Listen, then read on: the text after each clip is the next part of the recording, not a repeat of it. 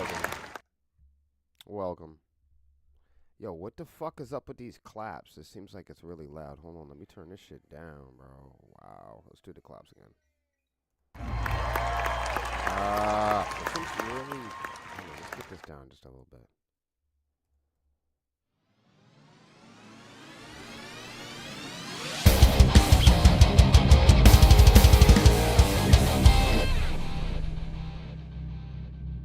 Good God. Hold on, we gotta get this down.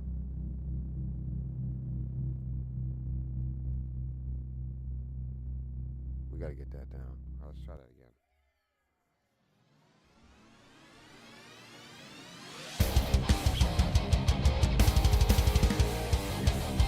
Way better. That better? I feel like that's way better. Maybe we'll do one more bump. We'll do one bump. Hey, not that kind. One last time.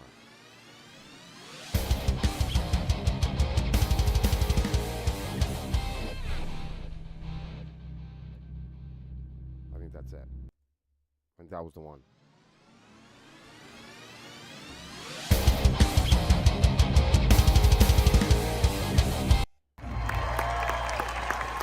That's it. We got it.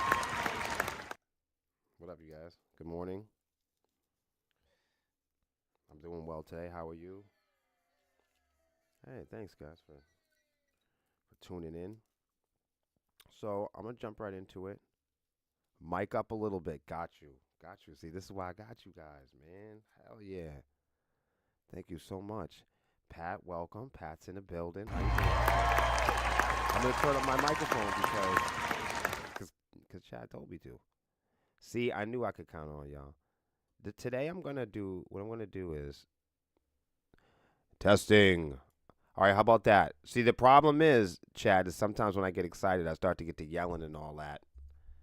I have all type of bad microphone techniques. Some people might be misunderstood and think I'm not aware of it, but I know that I have bad microphone techniques. I'm sorry.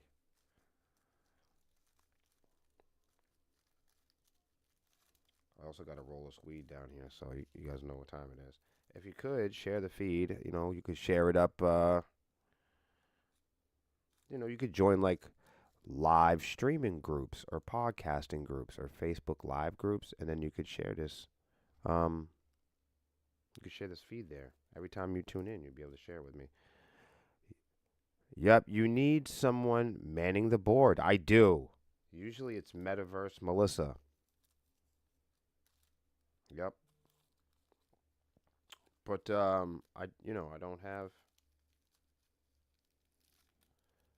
don't have Metaverse Melissa here today. I do got this fat ass joint though. Is the microphone better? I hope so. Should I do a yell test? What the fuck? What about that? Was that distorted? Monday, Tuesday, god damn it. It's Wednesday. We have the podcast tonight. Honeycomb Hideout. Hosted by Lexi Swarm.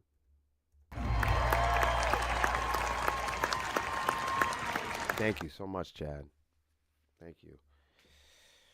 We are going to jump in today, right off the bat.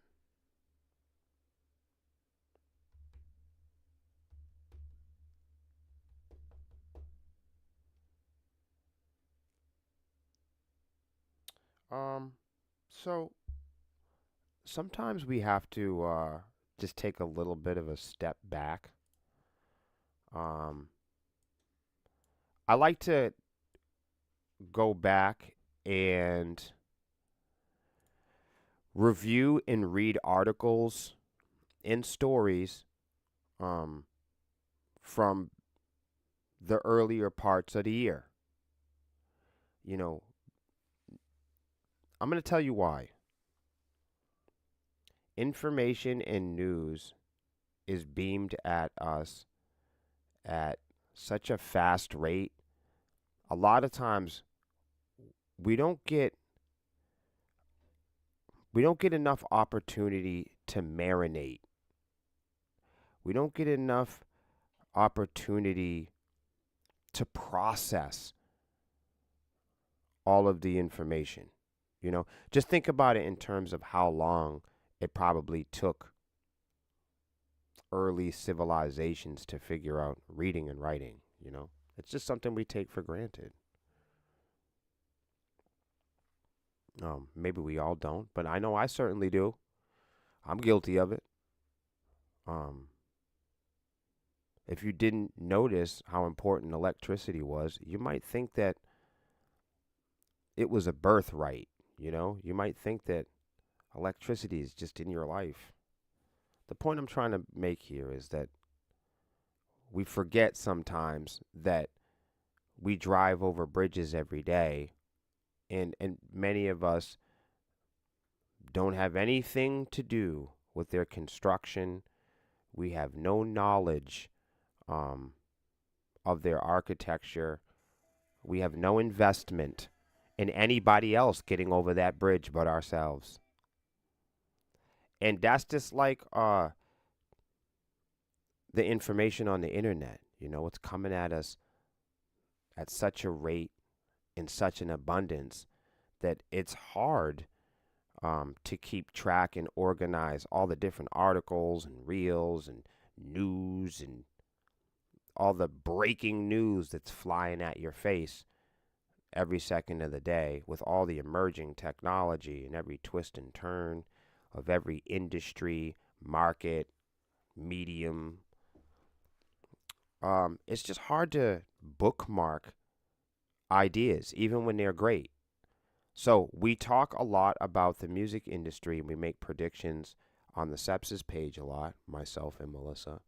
And sometimes we do on the Honeycomb Hideout also. So what I like to do sometimes is do my version of personal inventory. And I'll go back and I will look up articles and I will look up stories and I will measure and cross-reference stories that we've either read earlier in the year. I will go and cross-reference and look up data that was collected, because I know people learn and they forget, you know. And over time, the story of any eyewitness is subject to change based on what the witness is feeling or thinking that they're experiencing. You see what I'm saying? So when people are passionate on a subject and they're hot and heavy, they might say things that later on, after given some time, people tend to shift their weight. They tend to pivot on opinions and consider new ideas. This isn't a bad thing. So we talk a lot about making predictions in the music industry, especially on the Sepsis page, and I think it's important to go back every now and then and see not just what we were predicting, but let's just see what the conversations were like 2 and 3 and 4, 6 months ago. What were they talking about in the music industry? And the reason why we do this is because to understand where we are today, it's important sometimes to go back a little and follow the breadcrumbs and see how we got here, you know, because the world tends to think of music as an economy. We follow the law and we follow the receipts and we follow the ledgers. And this is one way that we can do it now. We have this big tool, the internet, and we could look up articles and stories that they were talking about 90 days and 6 months in the music industry, and we can measure them and go, hey, were these things true? Did these things come to conclusion? Was there a solution? We can go back and look at the court cases and say, you know, did the bartenders get paid from the festival? Did they litigate? Were people awarded? Were there, were there adjustments made? We're able to look into court cases. We're able to look back into articles and say, did these people stand up for what they said? Did they mean what they say? Did they say what they mean? And um, that's why sometimes I'll go back, as I've done now.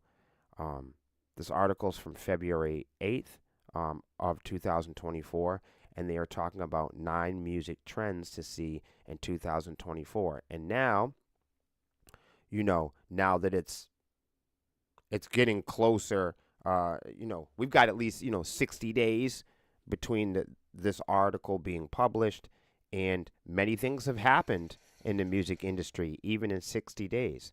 So I'm going to go back and we're going to look a little bit through this article, and we're just going to see if everything is still consistent, if everything is moving in the form, fashion, and direction as many people thought the music industry would be moving. Let's see what a few of these articles had to say, and these are articles that we have referenced in the past. Obviously, not on this live stream, but we've referenced these articles in the past, either on posts or discussions on the Honeycomb. So that's why I brought them up here. So we'll just take a look at them quickly. I'm not going to spend a ton of time on it, but I just wanted to get an idea if the predictions are still as solid as many had thought originally.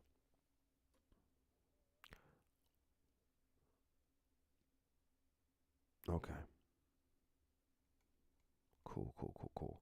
So one of them is the rise of genre fluidity, and it says the future of popular music is full of innovation and diversity. The era of strict genre boundaries is fading, giving way to a dynamic and fluid musical world. That sounds nice, doesn't it? What does this mean for all the music we'll be hearing in 2024 and beyond? The current trajectory, where more artists are seeking to express their diverse influences and listeners have a growing appetite for novel, cross genre experiences, could lead to complete breakdown of the way we've always tried to classify our music libraries. And I'm going to add to this, I think that artificial intelligence is going to actually help do this. Um, I'm not for or against artificial intelligence in music because we have still so much data and experiences to measure. Most of us are not experiencing a music industry yet with the artificial intelligent toolbox. Okay, so it's too early for me to say. If you know more than me, that's fine. But I think that the current way we catalog music is corrupted by crooked supervisors. Just take something like the term female fronted. A lot of people say it's not a genre. But we do know there are fans of female fronted music. Whether it's a genre or not, I'll leave that up to other people to debate about. It's not a debate to me because I think catalogs and labels are usually for stores. Yeah, aisles and store shelves, menus, catalogs, stuff like that. So currently there is no catalog at stores that promote a formal female fronted genre catalog, because I think that would be a wide spectrum of music, wouldn't it? But with artificial intelligence, I think you have less of a chance, maybe, if done right, for things to get cataloged incorrectly. Do you see what I'm saying? So I think there's less of a chance that music can be cataloged incorrectly. The more um, the more we delete crooked human supervisors. If that didn't sound cold, I don't know. You guys with me on that? Anyhow, so yeah, I think a lot of great music goes hidden because um, of the crooked human supervisors that are cataloging the music. As we've seen over the past decade or so, genre boundaries are not just being blurred, they're being redrawn. Artists are increasingly refusing to be pigeonholed, leading to creative explosions across genres. Fusion genres, blending elements of folk, EDM, and hip hop, are emerging as the new norm. This trend is shaping what we consider popular music, making the future an exciting, unpredictable symphony. I love that, man. I ain't gonna lie. That sounds like a wonderful place to be in the future. I hope we can get there. What do you guys think about that?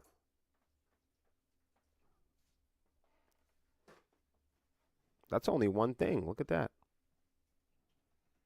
That's only one thing, you guys.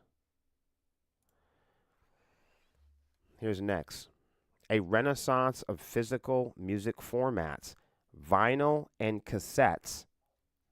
Those beloved relics of the past are making a triumphant return in 2024. As someone who grew up visiting record shops and building my own prized collection, says the author, he can testify that there's something irreplaceable about the tactile and nostalgic experience they have to offer. Nice little AI image here. The trend speaks volumes about how humans are looking for more tangible, authentic musical experiences in an overwhelmingly digital era.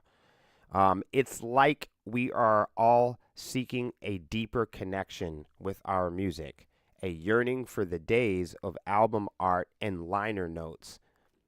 This isn't just me musing over old records. The numbers back it up. The global vinyl record market valued 1.8 billion in 2003. So, you guys know, man, I'm telling you, like, this is a big deal. Like, the whole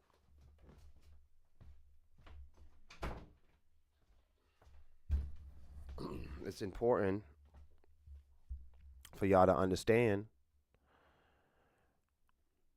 that there's still a market for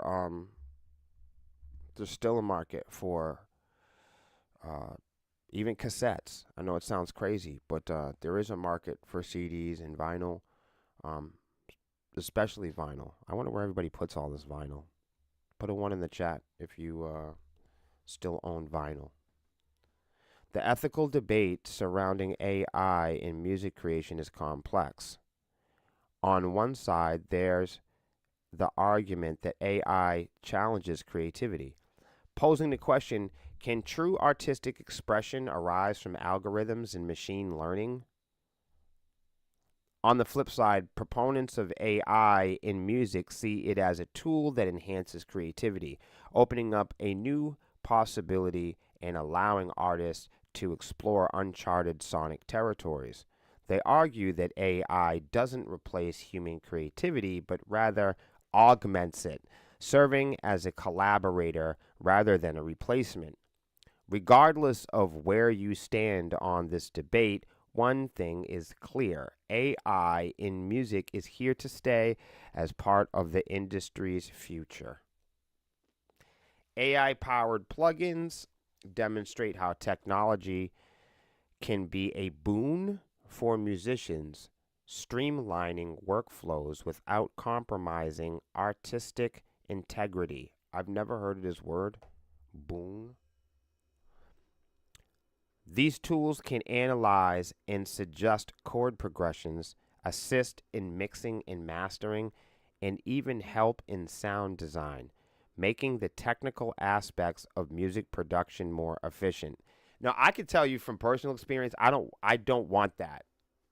Me personally, I don't want something to suggest a chord to me.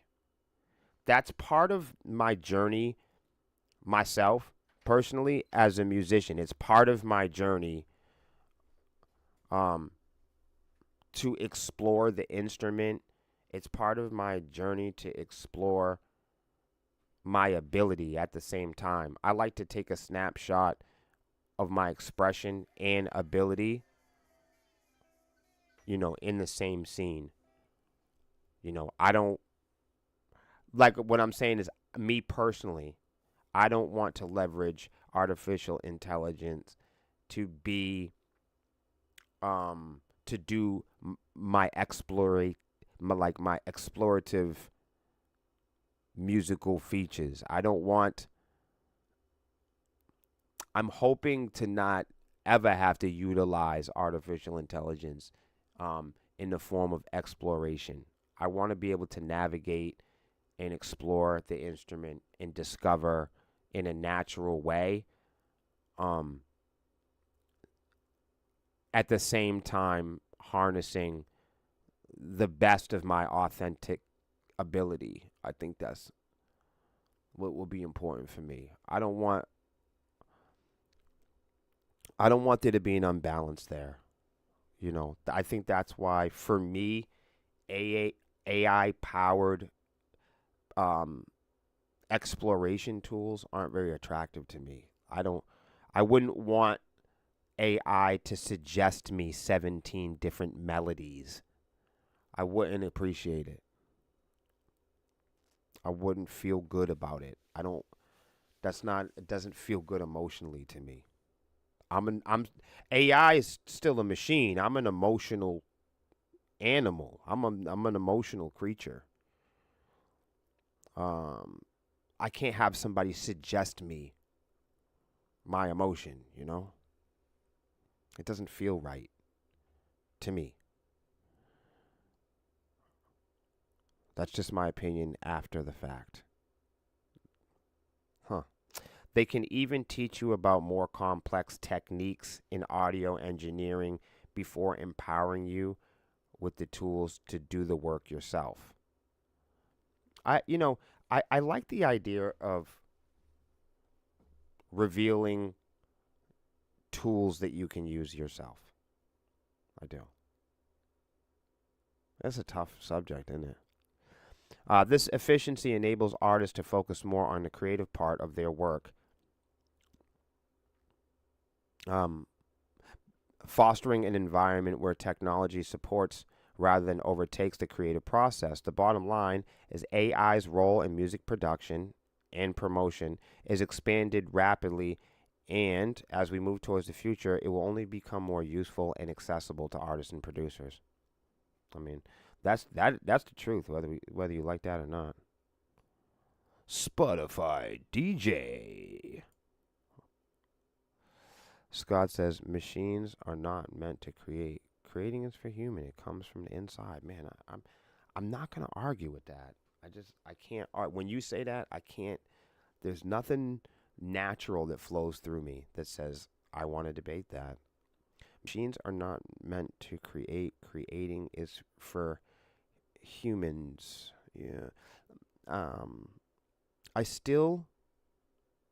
I still am old fashioned.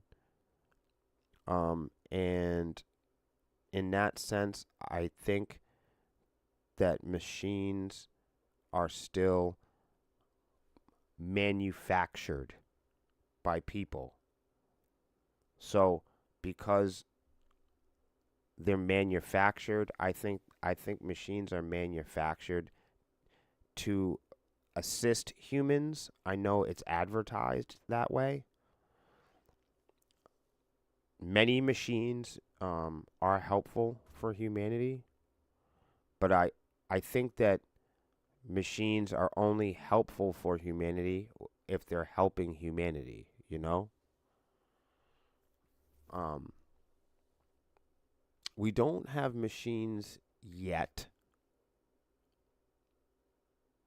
as far as I know of, that purposefully, cognitively harm human beings on their own. So I've come to the conclusion that for now, um, machines are still manufactured to advance humankind. I think, you know what I mean? Like, as far as right now. Are we entering the matrix system? I think the matrix is outdated compared to the system that we're in now. I think the matrix is the Happy Wheels version of where we're going. I think you guys are gonna wish it was the Matrix. You guys are gonna wish it was an old-fashioned kung fu movie. Trust me. Machines have no emotion or feeling. Creativity is a human emotion. When I write or create, it comes from whatever emotion I am going through at the moment. That's what Scott says. Yeah, I'm thinking about what you're saying. Sometimes it takes me a moment to think about stuff.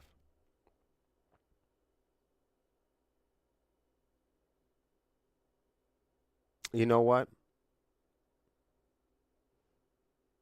I think that you're onto something, Scott. I think that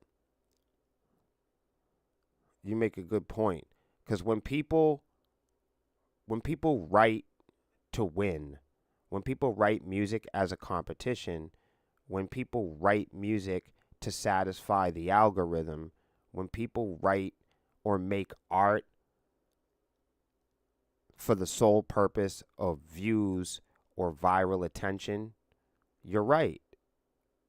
It does lack a certain emotional quality to it, bro. You're right.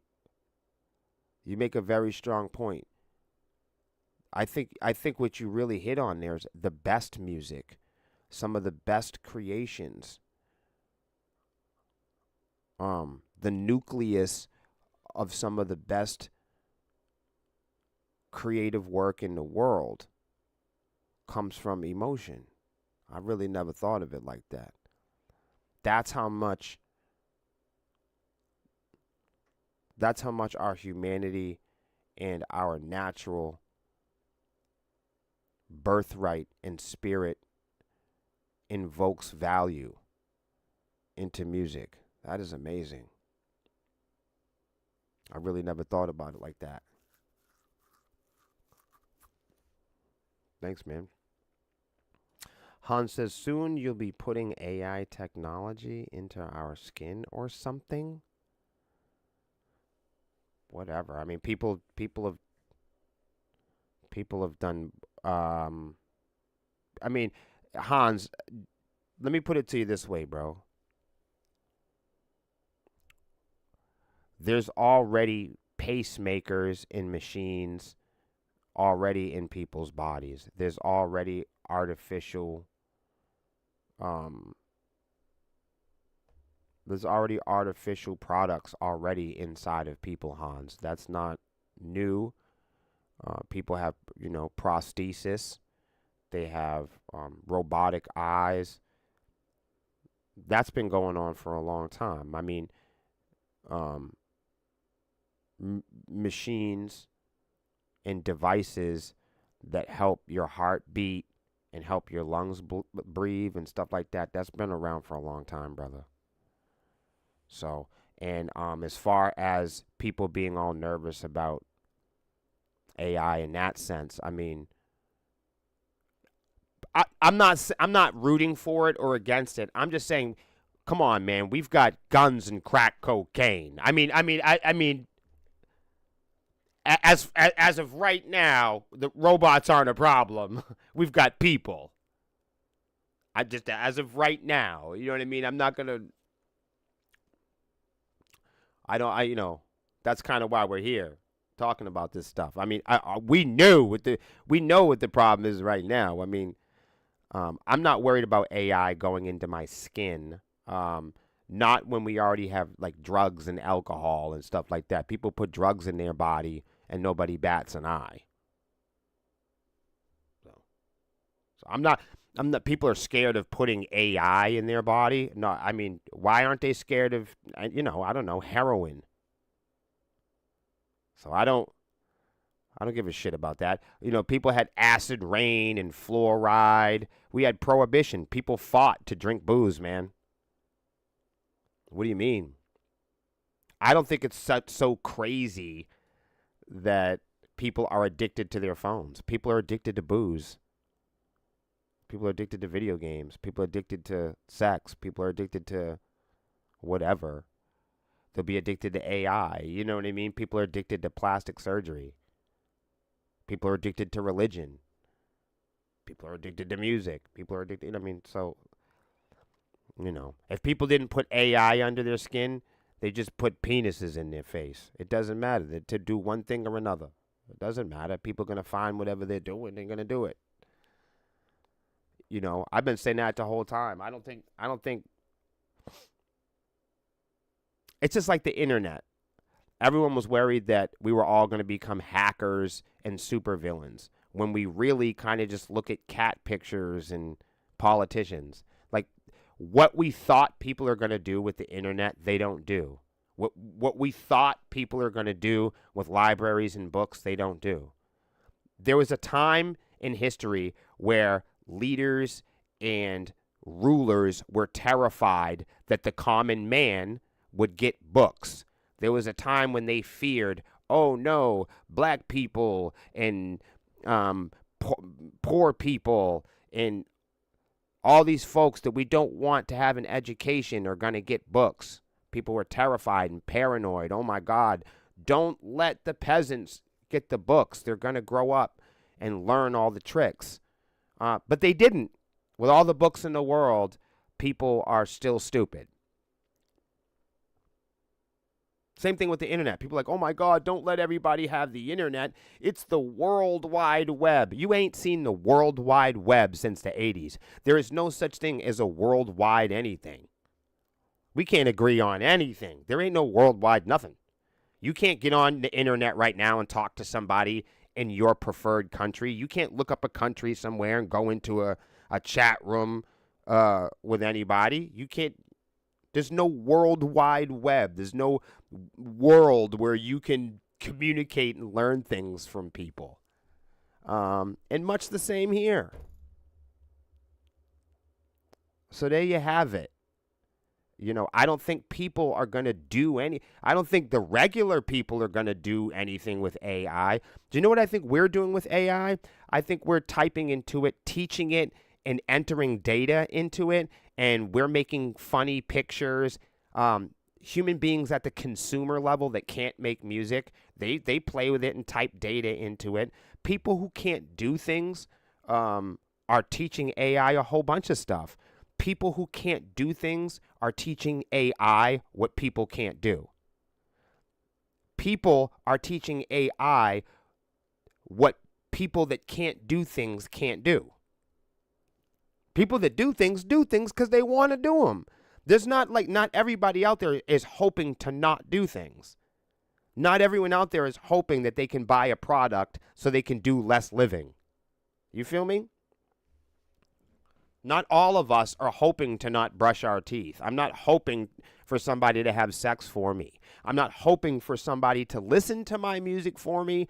I'm not hoping for anybody to travel for me or explore or discover or learn from me. I still like these activities. I have not been talked out of cooking. I have not been talked out of learning things or practicing things. I have not been talked out of discovering my music. I have never used a machine to suggest to me my music, my food, my friends. I don't, and I'm not making fun of anybody that does. It's just like looking at movie reviews in the 80s or looking at, music magazines and finding out um, reviews on your favorite hip hop and rock stars. People will go to influencers and websites and taste makers for this information. And now, instead of taste makers, because we don't trust people, we trust people's gadgets. Um, Billionaires manufacture gadgets to tell you who to have sex with and where to eat. And most of you guys listen.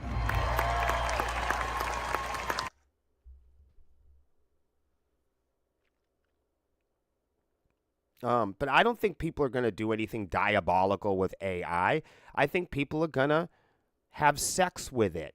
You know, I think people are going to try to, look for ways to self indulge, worship themselves. I think people will become probably even more fragmented, weak, and distant. And they'll do what they did with all the rest of the technology. They'll use it for self worship, clout chasing, attention, and ultimately to be secret, criminal, and perverted. That's what I think people will do with AI. The same thing that they did with the internet. Be secretive and be perverted and do things that they wouldn't admit to doing or thinking in front of their friends and family. That's what people will leverage AI for. That's what the common man will do. What these diabolical supervillain like developers are gonna do, we don't know. I don't know. I don't even know. I know it's going to be 500 years before you have human being robot slaves that walk around your house and give away free hand jobs and do the laundry. I could tell you that much. In today's music scene, personalization is king. Streaming services like Spotify and Apple Music are changing the game, offering playlists that feel like they've been handpicked just for us. It's not just about musical preferences anymore. These platforms cater to our moods, activities, and even throw in surprises we never knew that we'd love. This evolution, driven by sophisticated data analytics and the rise of artificial intelligence, is helping to make every music experience feel intimately personal. Doesn't that sound good? Aren't you excited? This is another sign we've likely this is another sign we are likely living in the end of days for genre sorting. Genre sorting. After all, in the past, they were just the signposts guiding us to the right section of a record store. But now, in the era of streaming, these boundaries are becoming virtually non-existent. My AI-made playlists effortlessly blend jazz, pop, techno, hip-hop, and plenty more, transcending traditional genre classifications. It's transcending. It seems that genres, once crucial for making albums, are becoming obsolete in our personalized, genre-defying musical landscape, which makes an extremely exciting time for music lovers. Our tastes are not just being catered to, but also expanded in ways we've never imagined.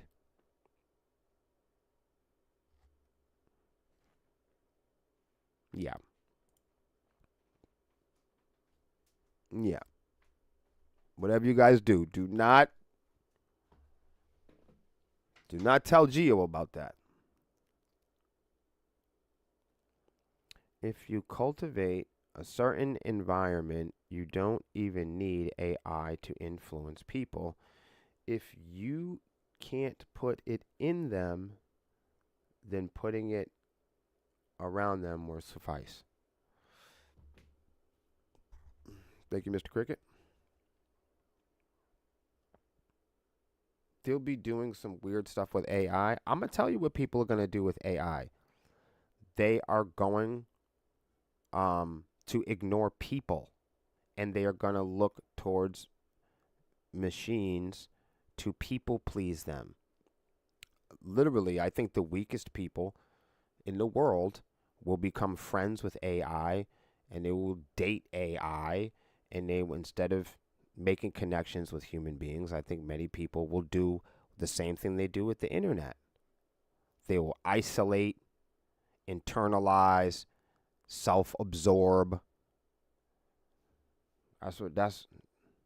This is the right time to make gadgets that encourage people to self-worship themselves. Human beings are at their weakest right now. And the dumbest human beings believe it doesn't take the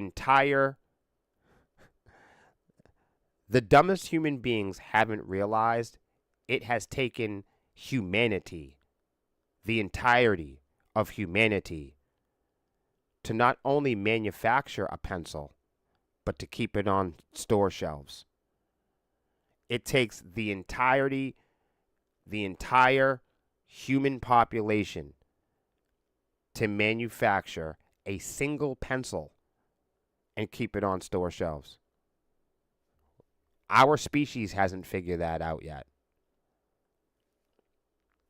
The majority have not figured that out yet. Doesn't matter what your favorite color person is, what language they speak. We have not figured out, despite all of our differences, when we look across the table and we see somebody so ugly, and we can't believe that they're occupying space on the planet, when we feel so superior over other people, we haven't figured out that we need the people that we pretend to hate. So, and I think that developers can see that weakness in humanity, and they're swooping in on it. Hans says half the world doesn't have electricity. Wow, let's look that up. Let's look that up. Let's look that up.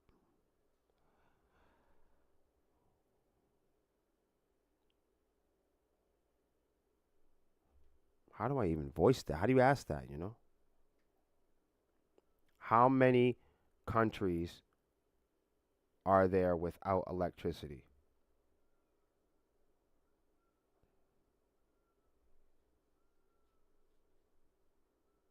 I'm going to find out.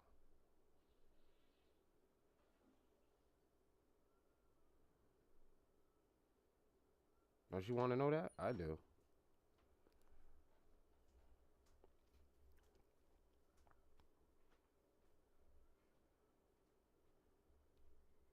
Mm.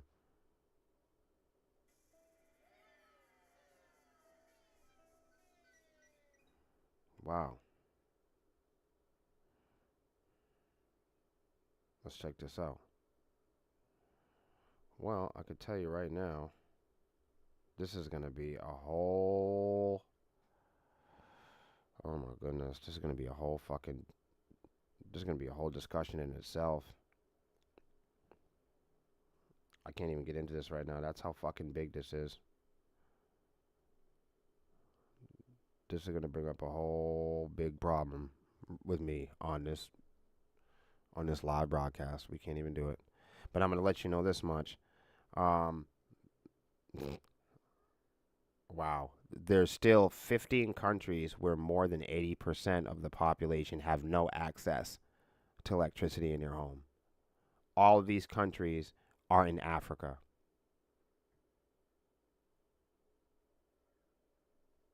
I'm just going to leave it at that. I'm going to leave it at that. I knew it was going to say that, but wow. That is something else. This is fucking crazy. If I showed you per population and like, it's amazing to see the people that. I urge you to look at that on your own. You know what I mean? Because it's a different type of conversation. But thank you for pointing that out. I appreciate that. That's a scary thought. So I don't know if it's half the world. It doesn't appear to be half the world. So you might want to look into that. You know, I'll even say here, half the world without electricity.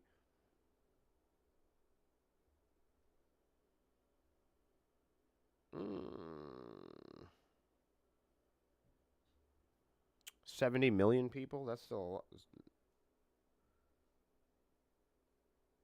760 million people. That's a lot of motherfuckers, man. Yep, that's a lot of people. There's no, I can't see a real percentage, so I'll have to check that out on my own. I'm not trying to like fact check you or anything like that, but I would look a little bit more into that. That is very interesting, my brother. So there you have it. Hans brings up a good point. You know, a lot of people don't even have electricity. So like, who is AI supposed to serve? A lot of people don't have electricity. Who is the internet supposed to serve? A lot of people don't even have electricity. Who is the music industry supposed to serve? A lot of people don't even have electricity. So who is supposed to have electric cars? Who is supposed to go green? Many people don't even have electricity. So how are we supposed to, how do countries go green? If the whole planet doesn't go green, I guess that's not green, right? Like if you had an infection in your tooth, you'd have an infection in your mouth. In order to go green, you'd have to rip that tooth the fuck out your mouth. You feel what I'm saying? That's a lot. Thank you, Doug. Thank you, Doug. I appreciate you, man. Yeah, that's why we do that here. I'm so glad you guys are catching on to this. Um, Thank you, Gio, for lurking, man, and just being a part of it, bro. I do appreciate you. Um, Anytime you guys can't make it here, I understand. This is supposed to be like a low key stream. I wanted it to be like lukewarm. I wanted to be like a conversational stream. I wanted to be able to not just talk. I wanted to talk with you guys. So I appreciate you guys jumping into the conversation. And Doug is doing exactly what I would hope happen here. And so is Mr. Cricket, too. You guys are doing exactly what I hoped would happen, is that we would form a crew here. And we would, and basically our crew, the purpose of our crew here um, is to look at all of this stuff that's happening every day, the technology, the emerging technology, our ecosystem, the music industry, social media. I want to look at this stuff every day and unpack this stuff with you guys, and with the goal and the prioritizing the purpose of developing the truth, man. And all of us, as young men, as leaders in the world, um, it's our responsibility uh, to examine, to measure, and experience our life um, at its fullest. And I believe that the best way that we could contribute to each other is by telling the truth and looking at this stuff each and every day. And through that, we don't need everybody. We don't really need the majority of people to be brilliant. But we do need a few people that are at least not fearful. We need a few people that have the courage to take a walk and do a little bit of other work, so we can develop the truth and um, present our art and protect our art, so we can tell accurate stories about our lives, our experiences, and humanity. You know what I'm saying?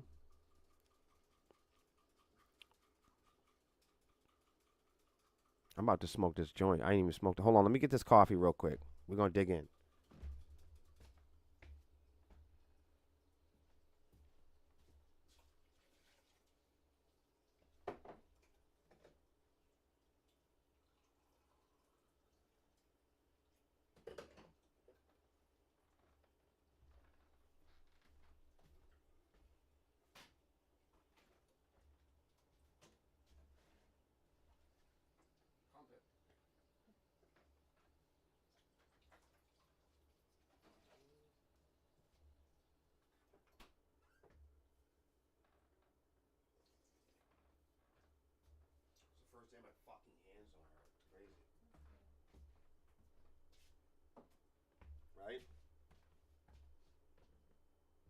explain to we don't live forever, you know. I didn't realize how much this article was gonna inspire conversation.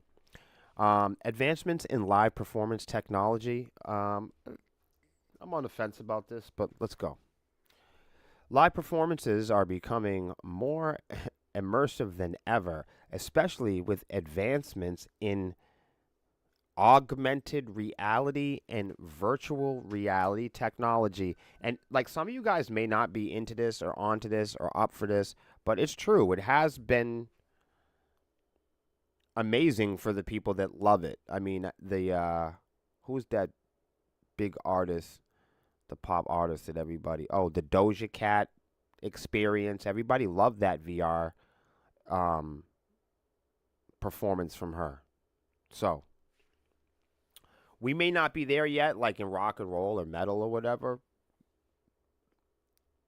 but there are, obviously the Fortnite, who was it, Travis Scott and the Fortnite people and all the artists that are in that virtual space. It is a thing. These innovations are allowing artists to create unique interactive concert experiences that go beyond traditional boundaries.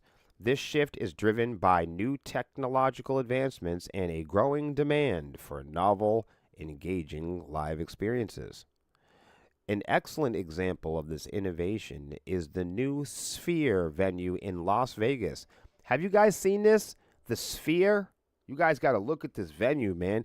Now, when anybody asks me in a interview, they're like, what is the awesomest venue you would ever want to play in? You guys got to look it up. It's the Sphere.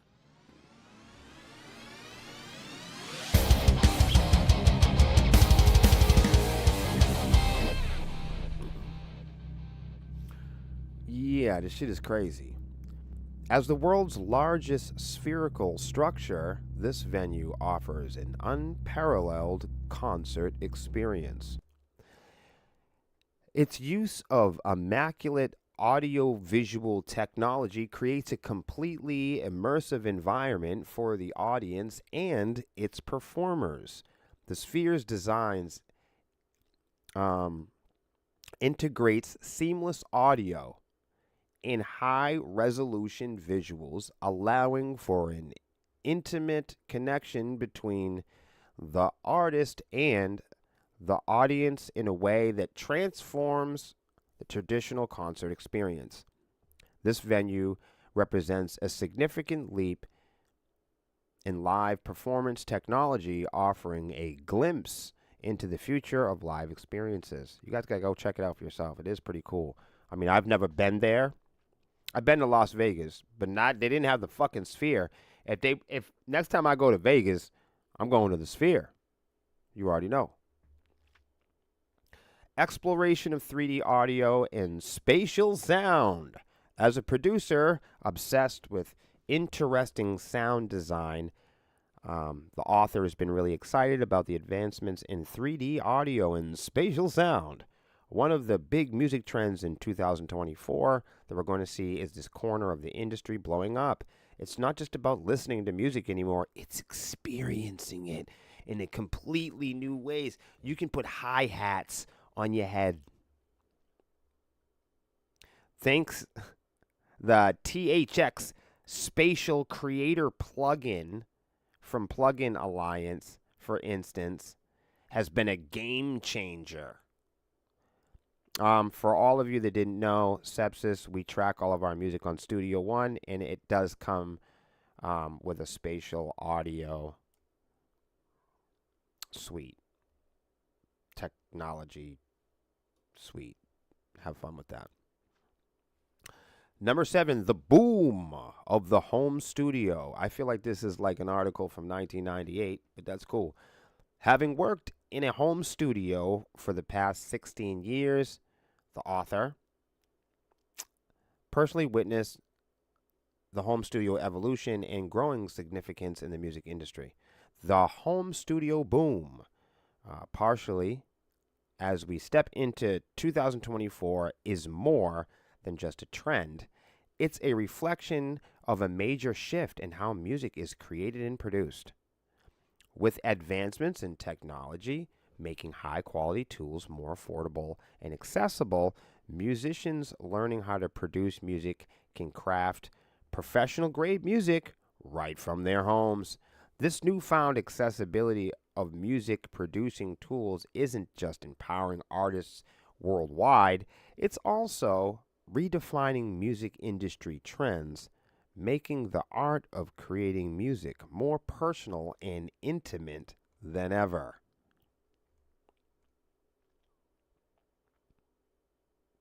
They also go on to say, of course, the rise in blockchain technology, thanks to uh, the Music Modernization Act is already revolutionizing the way that we handle music rights and royalty management. Although it's been a grueling, grueling story. Um, so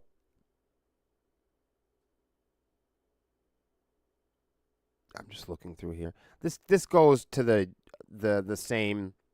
Um, this goes with the same conversation flow of, um, non fungibles, NFTs, cryptocurrency, yada yada yada. A lot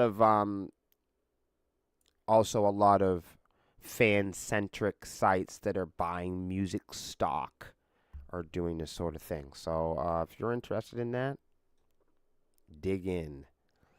Monetizing music in new ways. As an artist, the author has firsthand experience. Um, it's empowering to have control over how and where music reaches listeners. Platforms like Bandcamp, Patreon, and even music NFTs offer unique opportunities to monetize music. And I know you guys are all rolling your eyes right now, like, what the fuck, NFTs? People are still doing that. Yes, people are still doing that. And fans of these acts don't mind. We had one NFT once, and we sold it. That was it. Nobody cared. It was cool. I think it wound up costing us more. What the fuck did we buy? It's like buying a imaginary idea. It's fucking really something I had never predicted. As we look ahead, it's clear that 2024 is set to be a disaster. No, I'm just kidding. 2024 is set to be a landmark year in the music industry. From genre bending compositions to groundbreaking technological advancements, the possibilities are as limitless as they are exciting. Whether you're just starting out making music or you're a fucking seasoned pro, there's never been a better time to bang your fucking head.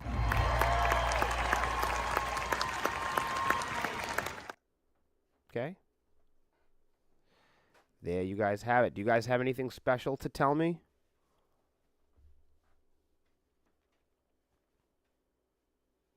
Does it cost anything? Does what cost anything? I would love you to ask me this question specifically. Ask me. Ask me any question.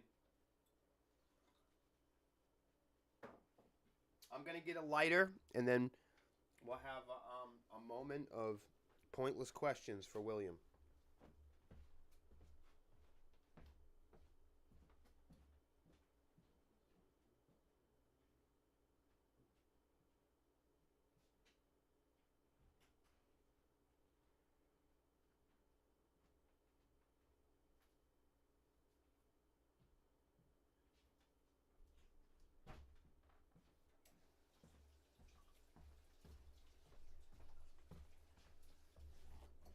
I'm writing this new song right now. It's called Yellow Jackets.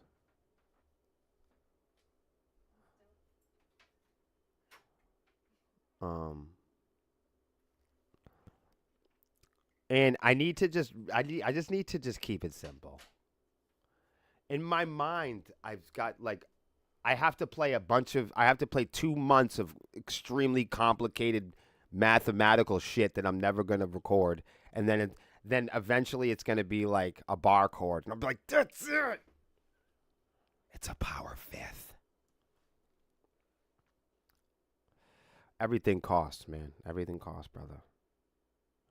Scott says, I do say at home studios you can create on your own. No more paying rent to a studio, no deadline and no rushing. Yeah, I think that's my big thing. It's hard to create with somebody breathing down your neck. It really is. It's like, all right, land this guitar part. You've got 45 minutes, or you, we're gonna call your parole officer. No, I know what you mean. Hey, listen, guys, I appreciate you. I'm gonna help the others get ready for the honeycomb hideout tonight. I appreciate all you guys coming to watch this each day. It's almost our 20th episode. Time flies so fast. Um, the few of you that have been coming on each day, I appreciate you guys dropping the comments and participating. Otherwise, I probably wouldn't do it anymore. You know what I mean? It's not like there's a bunch of people watching this stuff. So, question: who's ready for 420 in 3 days? Oh my God, are you kidding me? You already know.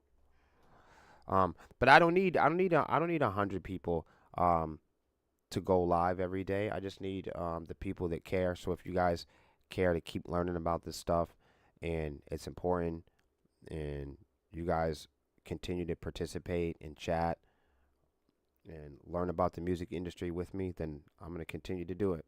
I hope you guys have a great.